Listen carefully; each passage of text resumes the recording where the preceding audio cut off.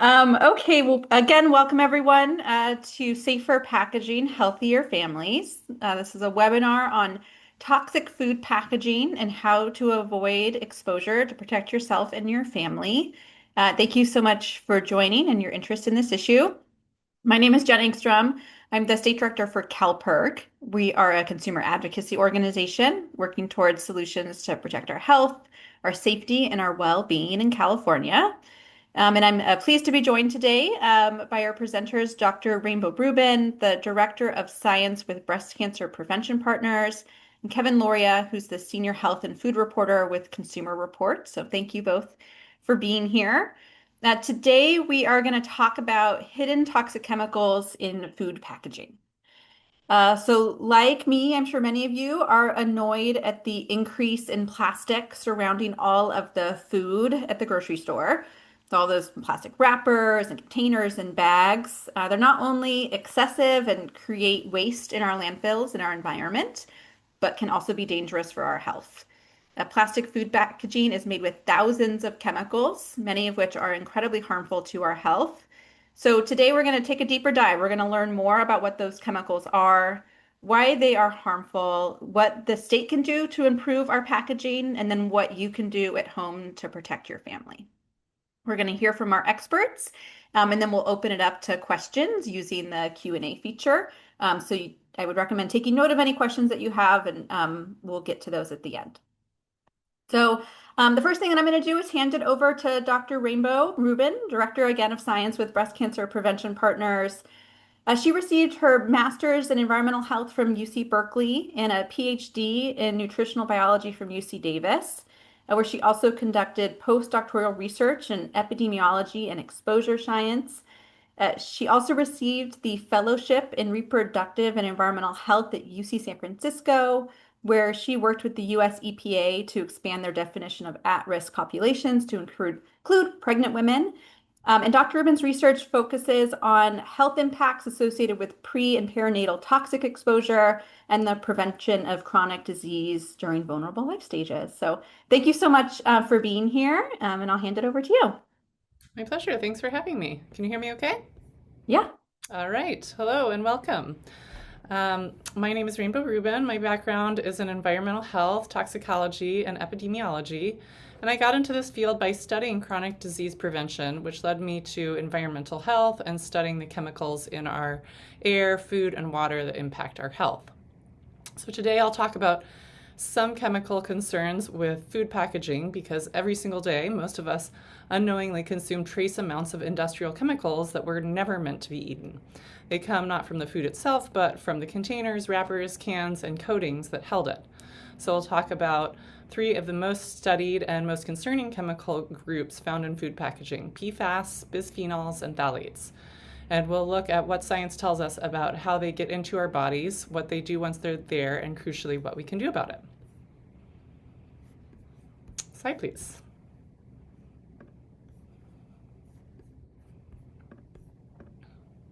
So we'll start by defining the three chemical families, what they are chemically and why they exist. Then we'll explain why the packaging industry relies on them so heavily. And from there, we'll cover the science of how these chemicals actually migrate out of packaging and into food. So we'll cover health impacts first for adults, then with specific focus on children who face disproportionately high risks. And we'll close with some alternatives. So glass, stainless steel, and certain safer plastics offer real and practical solutions that are widely available. And three key facts to hold in mind as we go: there are over 1,000 PFAS chemicals currently in use, and BPA, a bisphenol, has been detected in the body of over 90% of Americans tested by the CDC. And children are particularly vulnerable because their organ systems are still developing. So we'll come back to each of these points. Slide, please. So let's define our three chemical families: PFAS, which stands for per and polyfluoroalkyl substances. PFAS is a family of thousands of synthetic chemicals, though over 1,000 are in active commercial use. And what makes them unique is the carbon-fluorine bond at their core. And this is one of the strongest chemical bonds in nature, which is exactly why they're called forever chemicals. So they don't break down in the environment, they don't break down in the human body. Instead, they accumulate over time. And then there are bisphenols, also known as BPA, and its substitutes like BPS and BPF. For example, most people have heard of BPA. It's an industrial chemical developed in the 50s to make hard clear plastic and to coat the inside of metal food cans with epoxy resin. And when concerns about BPA mounted, manufacturers replaced it with other bisphenols like BPS and BPF. But research shows these regrettable substitutes act on the body in very similar ways. And so the entire bisphenol family are potent endocrine disruptors.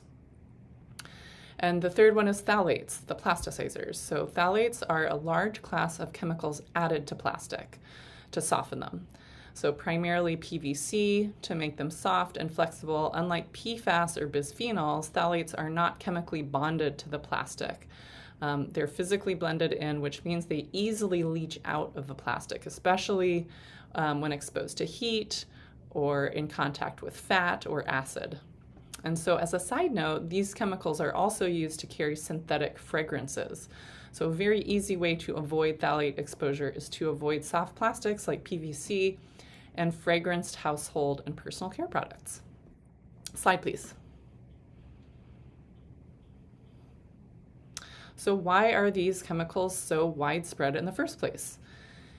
PFAS are used because they create an almost miraculous barrier. They repel water and oil simultaneously, and nothing else does this as cheaply or effectively. So that's why you find PFAS coatings on microwave popcorn bags and fast food wrappers, pizza boxes, nonstick cookware.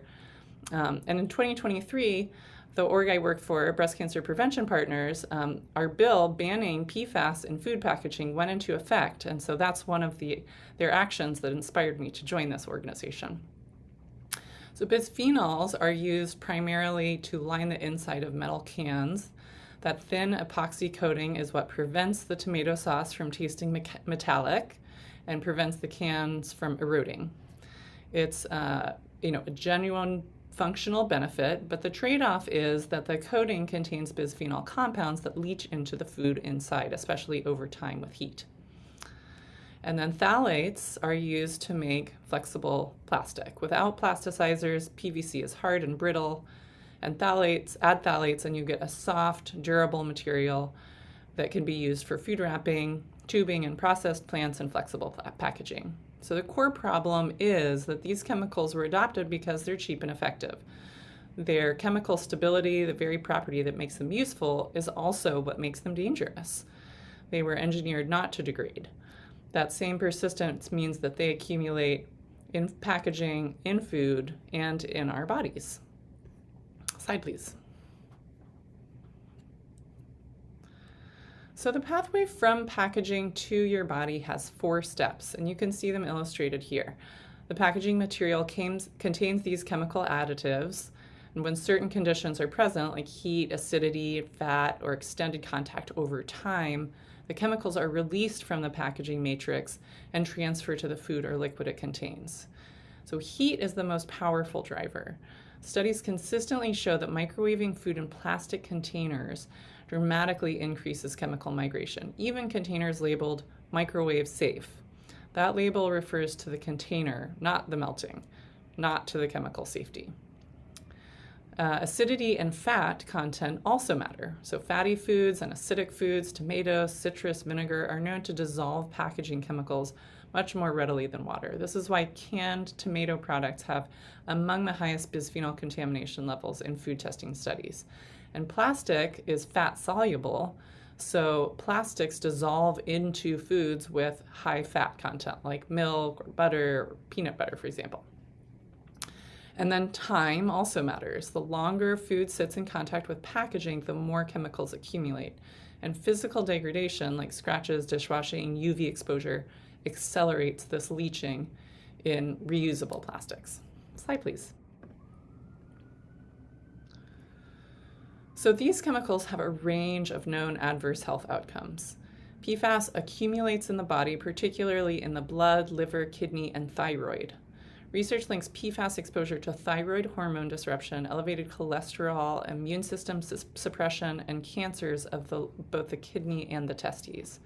A landmark study found that PFAS exposure reduces the effectiveness of childhood vaccines. So children with higher PFAS levels had significantly lower antibody response to standard immunizations.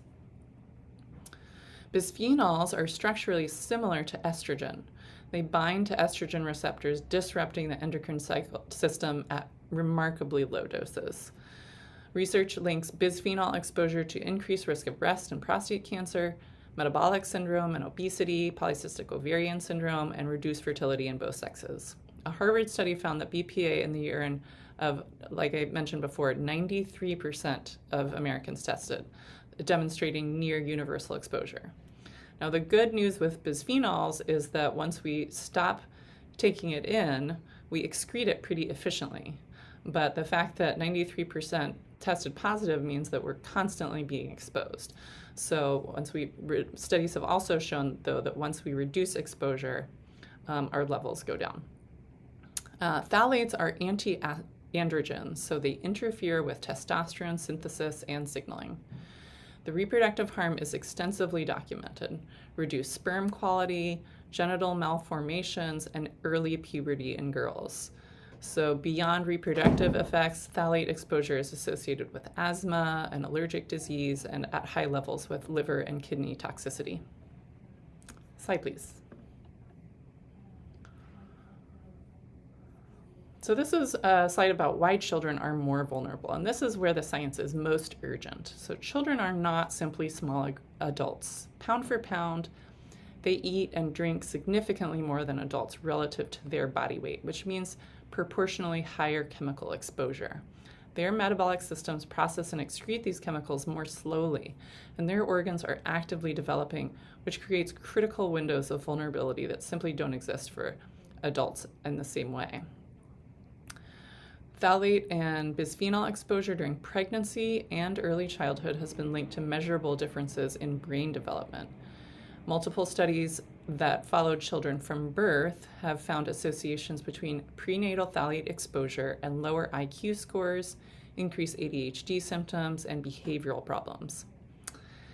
In boys, prenatal phthalate exposure has been linked to a shorter anogenital distance, so that's a marker of feminization of the reproductive system, as well as undescended testes and reduced testosterone. In girls, early puberty onset has been linked to bisphenol exposure, and we know that the age of puberty has been steadily decreasing over many decades. So these are structural and developmental effects, not just statistical associations. And research by a Harvard researcher found that children with higher PFAS blood levels at age 5 had significantly reduced antibody responses to diphtheria and tetanus vaccines. And so it means that some vaccinated children may be less protected than they should be. And so these exposures begin before birth and continue throughout childhood. PFAS, phthalates, and bisphenols have all been detected in the umbilical cord and in breast milk, meaning that exposure begins in utero and continues through breastfeeding during the most sensitive periods of development. There is currently no established safe level of exposure to these chemicals for developing children. Slide, please. And slide again.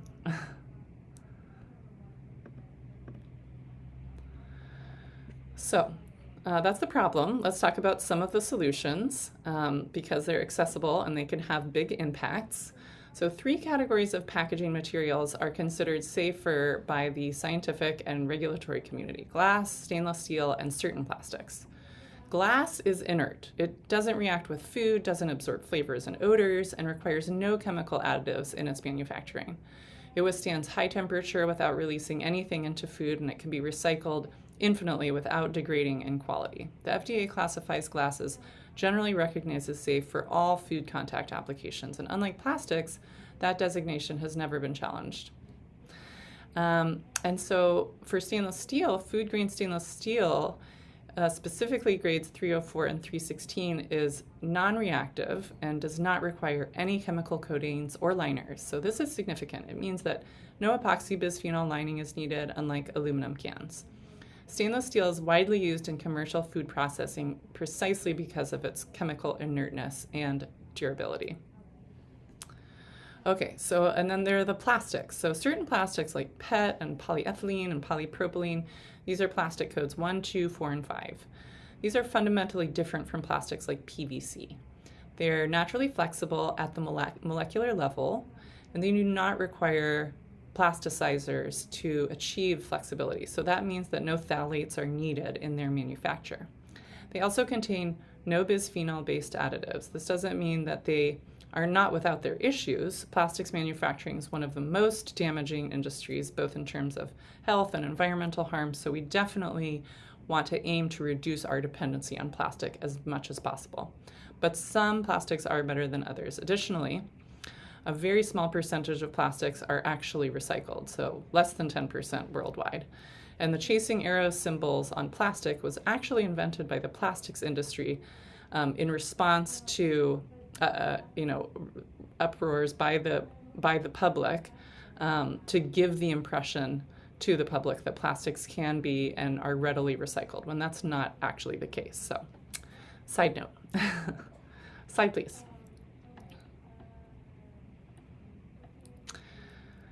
Okay, so let's get a little bit into the chemistry just to make sure that it's crystal clear. So the polyethylene and the polypropylene are both called polyolefins. So these are long chains of carbon and hydrogen atoms, and their molecular structure gives them an inherent flexibility and toughness that doesn't require these additional chemicals to achieve. So this is fundamentally different from PVC, which is known as one of the most harmful and toxic plastics. And it's rigid at its base form and requires that phthalate plasticizer to become flexible. And it's different from polycarbonate, which requires bisphenol A as a building block of the polymer itself. So the comparison table shows the contrast, which ones, how the first 5 listed there contain no phthalates and bisphenols by design, whereas PVC routinely does. Polystyrene, styrofoam may contain styrene monomer residues and endocrine disrupting potential, and polycarbonate and mixed plastics, number 7, also carry the risk of bisphenols. So when buying any plastic food container, look for codes 1, 2, 4, and 5. So those are the best options within plastics. Slide, please. Okay, so here are a few concrete science-backed steps that can meaningfully reduce exposure, and I think we're going to go a little bit more into them, so this is just your intro. So number 1, never microwave in plastic. So even containers labeled microwave safe can leach chemicals when heated.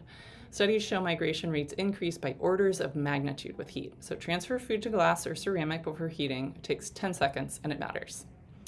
Number 2, choose glass for acidic and fatty foods. So tomato sauce, citrus juice, salad dressing, oils, those stored in plastic will absorb that plastic packaging and those chemicals far more readily than more neutral foods. And glass jars are widely available and quite affordable. Number 3, reduce the use of plastic. And when we do use it, check the plastic code. So for plastic containers, look for the codes 1, 2, 4, and 5, and avoid 3, 6, and 7. Number 4, reduce canned food consumption when possible. The epoxy linings of most food cans contain bisphenol compounds. Choosing fresh, frozen, or glass-jarred alternatives, especially for high-acid foods like tomatoes, makes a meaningful difference. Number 5, ditch the microwave popcorn bags. PFAS coatings on microwave popcorn bags are among the highest measured sources of PFAS exposures in the American diet. So we can pop them loose in the glass bowl, simpler, cheaper, and chemical-free. And number 6, filter water and store it in glass or stainless steel. PFAS contamination of drinking water is now documented in thousands of communities across the U.S., and an activated carbon filter significantly reduces PFAS levels. And slide, please. And four quick takeaways. Number one, PFAS, bisphenols, and phthalates are not hypothetical concerns. They are measurable contaminants detected in the bodies of the overwhelming majority of people tested, and their migration from packaging into food is documented across hundreds of peer reviewed scientific studies. Number two, children face disproportionate risk. The science on this is consistent and sobering. Exposure during critical developmental windows produces effects on brain development, reproductive health, hormonal system, immune system, neurodevelopment that persist across a lifetime. Number three, safer alternatives exist and are available now. Glass, stainless steel, and 1245 plastics offer real world options that dramatically reduce chemical exposures, and these are mainstream, affordable, and increasingly accessible. And finally, while regulation continues to evolve, the EPA now has enforceable limits on PFAS in drinking water, and regulation alone won't solve this problem quickly, but consumer knowledge and choice are powerful forces that drive both market change and policy change. So thank you very much for your attention, and I look forward to your questions. All right. Thank you so much, Rainbow. We really appreciate all of that. Just deep dive into the science. Thank you so much.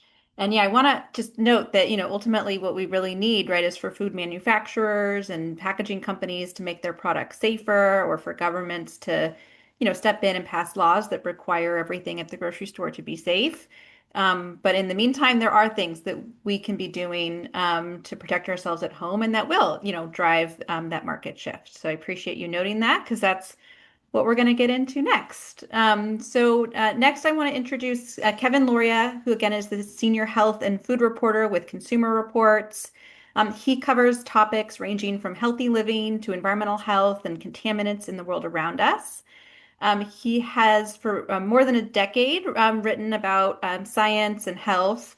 Before joining Consumer Reports in 2018, he covered science, health, and the environment for Business Insider. Kevin holds a Master of Arts from the Craig Newmark Graduate School of Journalism, the City University of New York, and a Bachelor of Arts from the University of Notre Dame. So he's going to go over some research that Consumer Reports did to highlight the prevalence of these chemicals in food packaging and then go through some tips for all of us on how to avoid exposure. So I'll hand it over to you, Kevin. Great. Thank you so much, Jen. Um, yes, I am a reporter at Consumer Reports. I have been covering environmental health and topics related to this throughout my time at CR. Ever since I started there, my editor and I agreed that we talk about products a lot at Consumer Reports. And while there are good reasons to do so, it's also important to look at how the chemicals in these various products could potentially expose people to health risks. And so we can talk about these things. Plus, Consumer Reports does have a long history of looking at kind of toxic contaminants in food, including bisphenols and more recently other chemicals in plastic as well. And so in my time at CR, I've written about PFAS in food packaging, chemicals in plastic, and microplastics in food and around us. So we can go to the next slide. Um, in recent years, we at CR and many others have spent a lot of time talking about the harms of some of the chemicals in plastic and why these things shouldn't be in our food. And these are many of the things that Rainbow talked about: PFAS, phthalates, bisphenols, and we've talked as well about microplastics, but they're a little bit harder to study. We can get into that a little bit later on.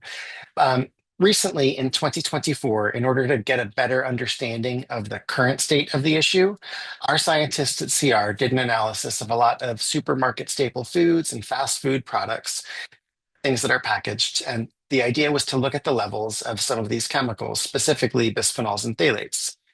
And these are chemicals that we have looked at in food over the years. They are important to address because, as we just heard, they can be harmful to human health. We have a lot of documented research that shows there are health issues associated with these chemicals, and we know that they are widely used in packaging and that they can migrate from that packaging into food. So, for this recent study that we did, our team selected 85 different foods to kind of get a broad look at many of the different foods that are out there to see what the levels of these chemicals might be. We looked at prepared meals, fruits and vegetables, meat and dairy, baby food, fast food, meat and seafood. The only requirement was that everything that we tested was packaged in some sort of way. So some of these were canned foods, others came in pouches, foil, plastic wraps of various sorts, or other material.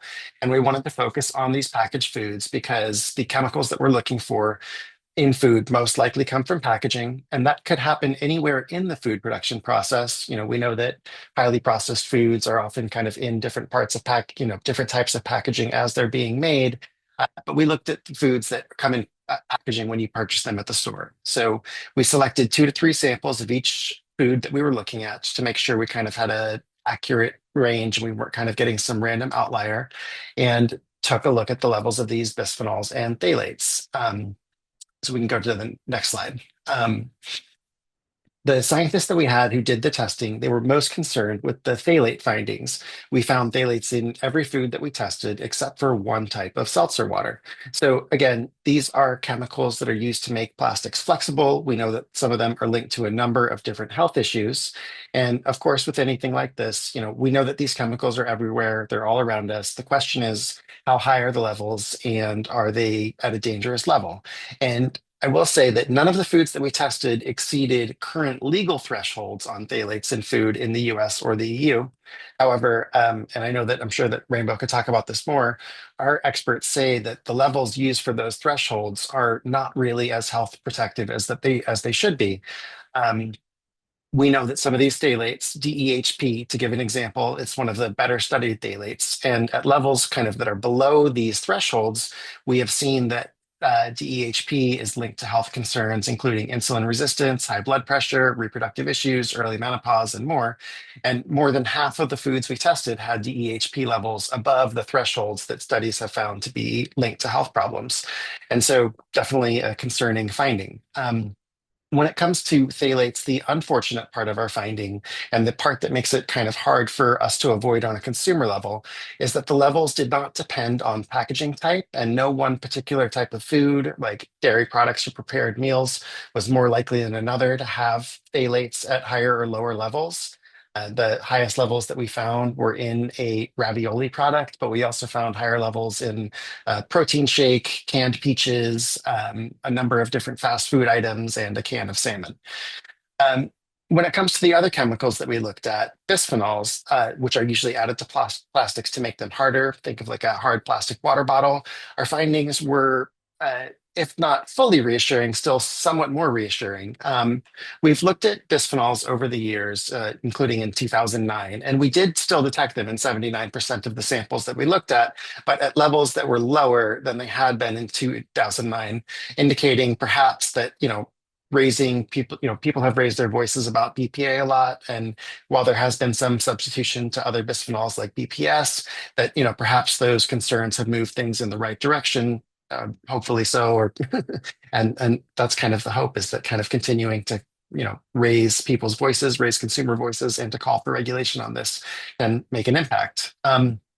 So before we move on, I just want to say, I understand microplastics are another thing that a lot of people are interested in and, curious about. Well, what about those? Do we know what the levels of these are in food? And I will say that we didn't look at microplastics for this most recent study, just because it's very hard to measure the very small microplastics, especially the nanoplastics, that get down to kind of very tiny levels in food. And, having a good way to study those is really essential before we say kind of what these levels are. And when it comes to talking about the harms of microplastics in the first place, we do have a growing body of evidence that links microplastics to a number of different harms. That said, we still know less about them than we do these chemicals like phthalates and bisphenols. And so, for this particular study, we focused on those chemicals that are in plastic, things that microplastics might carry into you in the first place. And in the future, we hope to look at microplastics more. So we can move on to the next slide. Think that the other thing that's important to talk about here is kind of what we can do to avoid these chemicals and to kind of limit our exposure to them.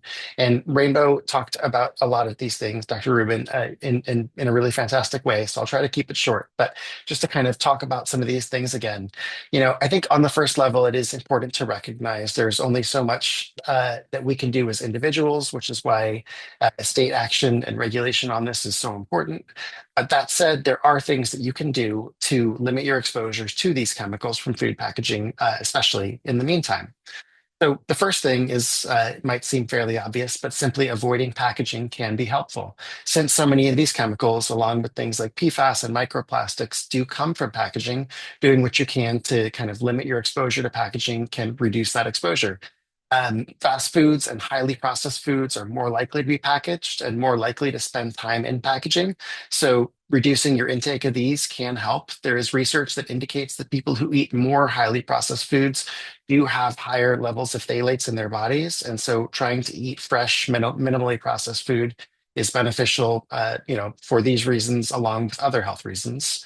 When we talk about food storage, and this is something that we just talked about as well, it's helpful to try to avoid storing foods in plastic containers. Try to use things that are glass or stainless steel instead. And yes, you don't want to heat food in plastic containers as well, since that does encourage the leaching of these chemicals from the containers to the food, something that is especially the case with higher fat or more highly acidic foods. When we're looking at what's in our kitchen, we can also kind of look at the tools that we're using. Chopping something up on a plastic cutting board can create microplastics. So trying to use a wood or silicone alternative can help.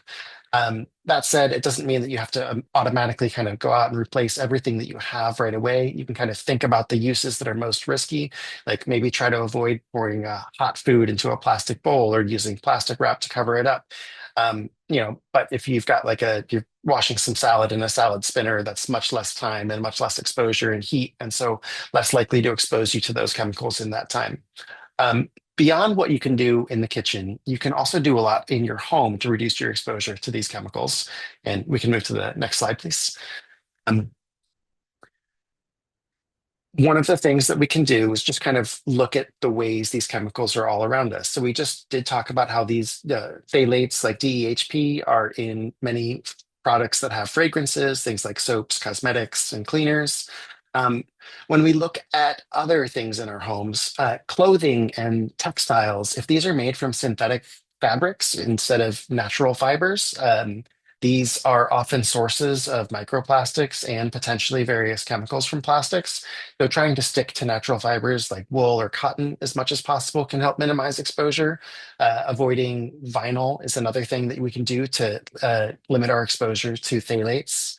And then finally, these last couple points that I want to talk about are simply they're related and they have to do with dust because I'm sure, as everyone knows, no matter what you do, it's kind of impossible to avoid dust collecting on things. It just kind of appears out of nowhere. But kind of taking the steps that you can to wipe that away, to clean that up, can be really helpful because dust basically acts as a sink for chemicals and plastics. So, if you do an analysis of household dust, you'll find bisphenols, phthalates. You'll also find flame retardants. Dust that collects from outdoors can also have heavy metals and things like that in it. So, being conscious of this and kind of doing what you can to try to combat that kind of never-ending growth of dust can be really helpful. And so that might be using ventilation where it's helpful and appropriate. It can be vacuuming, and especially vacuuming with a HEPA filter so that you're not just kind of blasting it up into the air everywhere, but kind of being aware of dust and kind of the fact that it can be full of these things can help, especially if you have little ones crawling around on the floor who are exposed to a lot more dust than the rest of us who are kind of further away from this. And so these are some of the steps that you can take. And I do think that, some of these things can help reduce your exposure significantly. But that said, it's the sort of thing where systematic problems kind of need these systematic solutions and they need the kind of regulation that we can have as well. So thank you so much. Thank you so much, Kevin. That was great. I am definitely more motivated to clean the dust in my home now coming out of that. Thank you. Okay, so yes, it's great to have tips on what we can do at home, but as we've all referenced, even better if we get governments to take action so that if you go to the grocery store, you can ensure that everything is safe. So I'm going to now talk a little bit about what has been done and then what we're pushing for here in California this year. So the first thing I want to note is that some action on these chemicals is already happening, both in California and across the country. So PFAS has been prohibited from paper food packaging, both in California and now nationwide, though still remain in plastic packaging, as we've referenced. In California, PFAS has also been banned from cosmetics, clothing, and children's products. California has banned phthalates from IV bags and tubing, from cosmetics, and from toys and children's products. And then BPA was banned from baby bottles, I think about a decade ago. And then the legislature recently expanded that to include all bisphenols in bottles, pacifiers, and teething products. So clearly, we're making some progress, and it shows that there are alternatives to these chemicals if, companies can come up with a way to make these products without the chemicals. But they're still in our food packaging. So it also just emphasizes the need to take action there. And so that's what we're working to do in California this year. So the California legislature is considering Assembly Bill 1148, the Safer Food Packaging Act. This will ban phthalates and bisphenols from food packaging. It doesn't take on PFAS. We need to do that too, but I think it will take a huge step in the right direction in terms of making our food safer by making our packaging safer. This bill's already passed the state assembly, which is great, but it now needs to pass the state senate and to do so this summer. So CalPIRG is working with partners at Breast Cancer Prevention Partners and EWG to make sure that this bill gets through. So if you have not signed our petition and support yet, I'll throw that in the chat momentarily. It'd be great to get your support by letting your state senator know to vote yes for this. I also want to note that CalPIRG is going to be spending time this summer working to build support for this bill.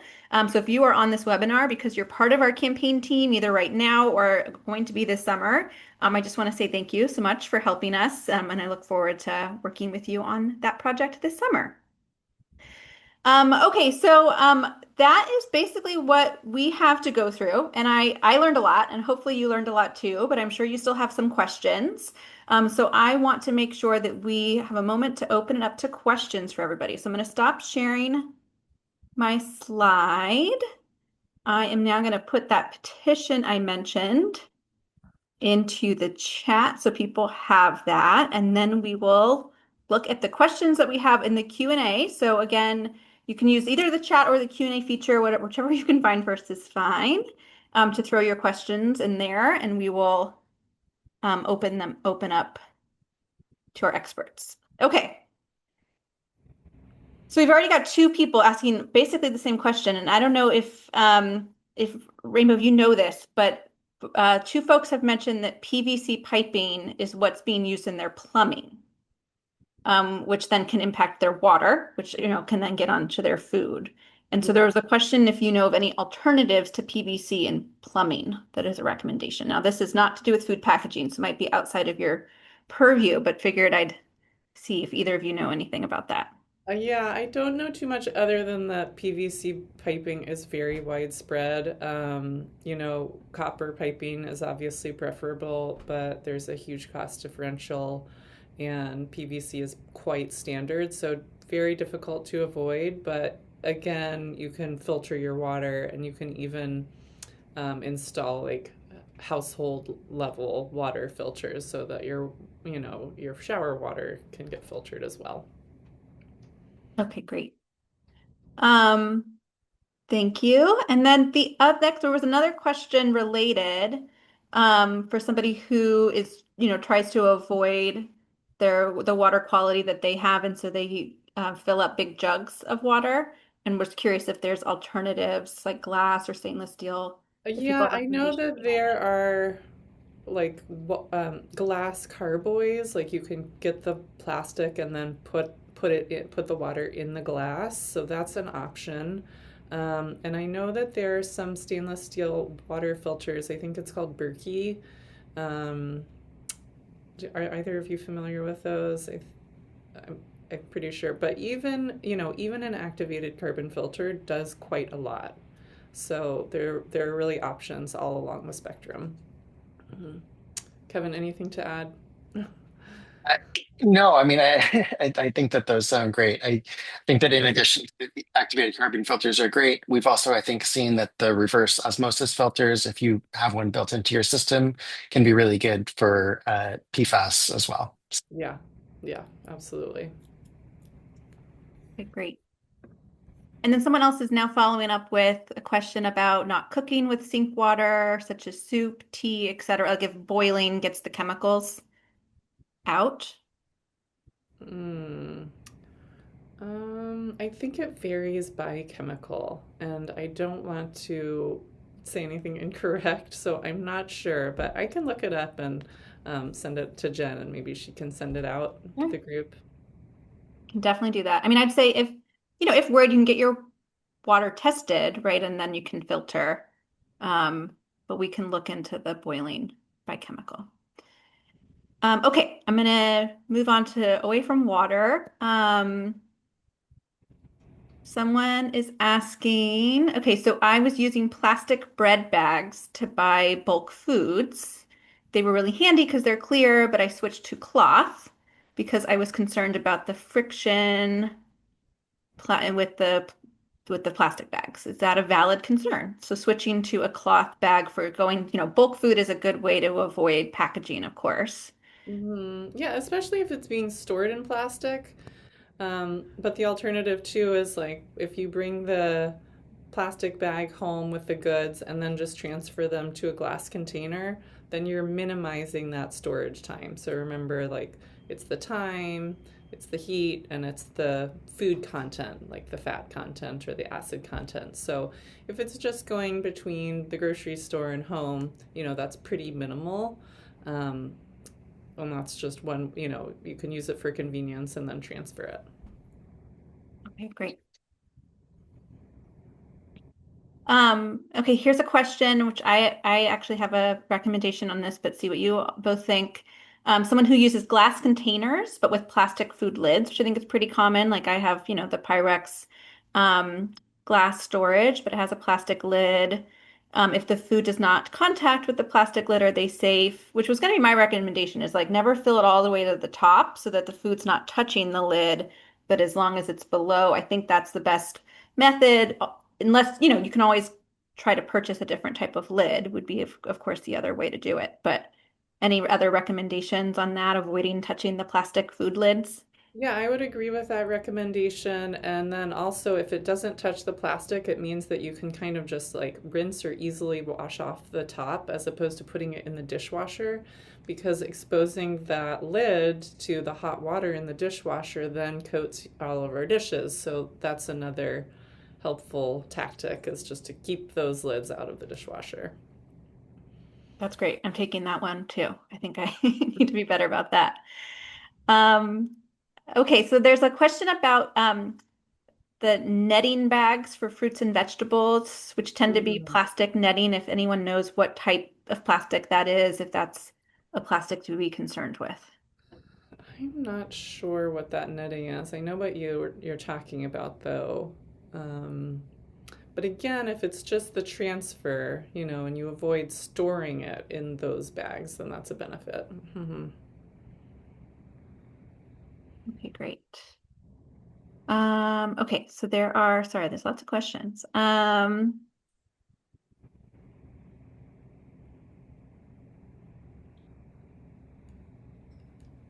think I mean, you've both kind of mentioned this, but I don't know if you have any specific stats. There's a question about, there's research that has been done about the rate of leakage from, say, a plastic water bottle. If the water is in there for an hour versus a week, does it matter? I mean, I think the answer is yes, but anything else to say about that? Yeah, the time matters and the heat matters. So a lot of times, plastic water bottles might be stored in the back of the car or something, and that's a place where it means that plastic chemicals will be leaching into the water. So think about both of those aspects, both time and heat. Great. Um,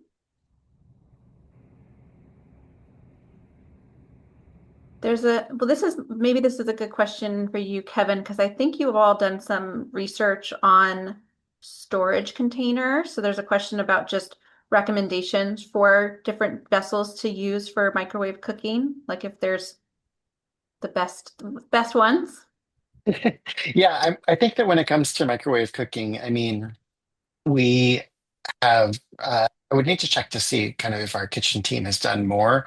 I would say that kind of from the health and food side, we would just kind of continue to give that recommendation to not microwave anything in plastic, and that, even most things that say to microwave them in their packaging can be transferred into a glass bowl for the microwave instead. And that would be what we would recommend.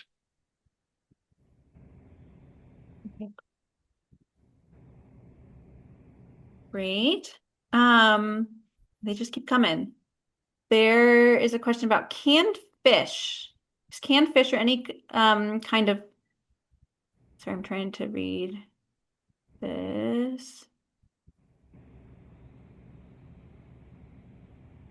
Trying to interpret the language used here, but I think they're just asking if there's any safe alternatives for canned fish, same for beer or water. So just are there safer can alternatives?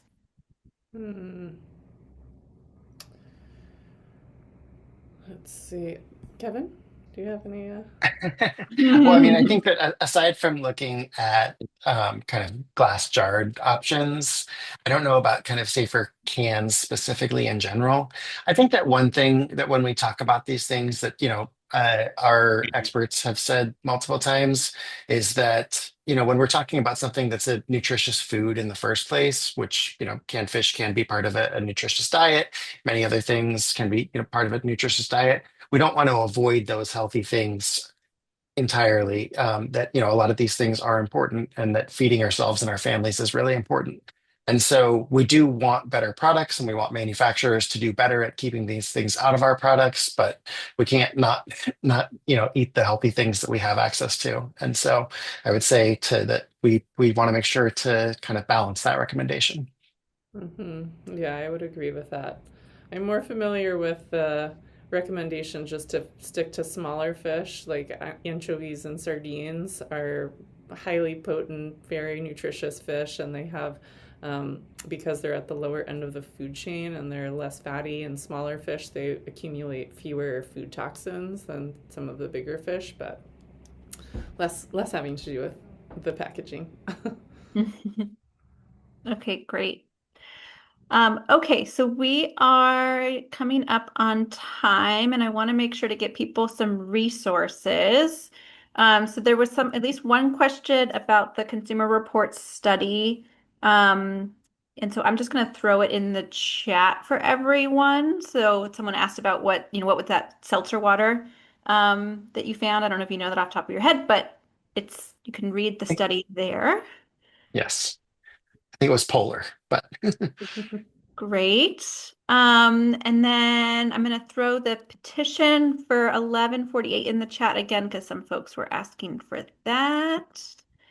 And then CalPIRG also put together a guide on safer food packaging. Oh, I think that's what I just threw in the chat. So now I need to throw in the petition again. Okay.